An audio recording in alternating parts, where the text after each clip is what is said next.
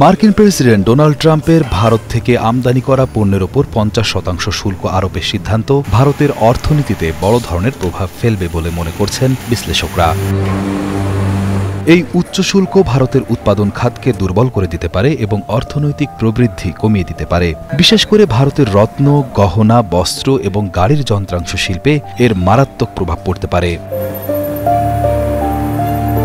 যুক্তরাষ্ট্র ভারতের রত্ন ও গহনা শিল্পের সবচেয়ে বড় বাজার। গত বছর এই খাত থেকে যুক্তরাষ্ট্রে প্রায় $10 বিলিয়ন পণ্য রপ্তানি হয়েছিল, যা ভারতের মোট রত্ন ও গহনা রপ্তানির প্রায় ৩০%। এই $10 বিলিয়ন বাংলাদেশি টাকার প্রায় ১,২১৫ বিলিয়ন টাকা। ভারতের gem and jewellery export promotion council সতর্ক করে দিয়েছে যে এই নতুন শুল্কের কারণে শিল্পটি স্থবির হয়ে যেতে পারে, কারণ তুরস্ক, ভিয়েতনাম এবং থাইল্যান্ডের মতো প্রতিদ্বন্দ্বী দেশগুলো কম শুল্কে যুক্তরাষ্ট্রে পণ্য রপ্তানি করতে পারছে।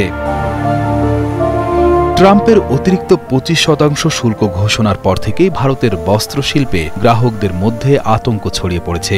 শাহি exports, Welspun, Indo count industries, Trident এবং গোকালদাস এক্সপোর্টের মতো শীর্ষস্থানীয় পোশাক ও বস্ত্র রপ্তানিকারক সংস্থাগুলো এই ৫০% শুল্কের কারণে বড় ক্ষতির মুখে পড়তে পারে।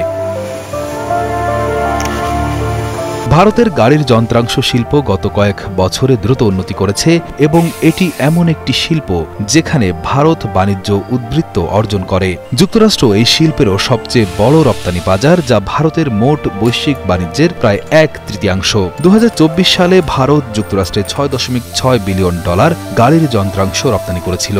এই শুল্ক আরোপের ফলে ভারতের অর্থনীতিতে কি ধরনের প্রভাব পড়ে তা সময় বলে দেবে, তবে প্রাথমিক লক্ষণগুলো বলছে এটি ভারতের জন্য একটি বড় চ্যালেঞ্জ হতে চলেছে।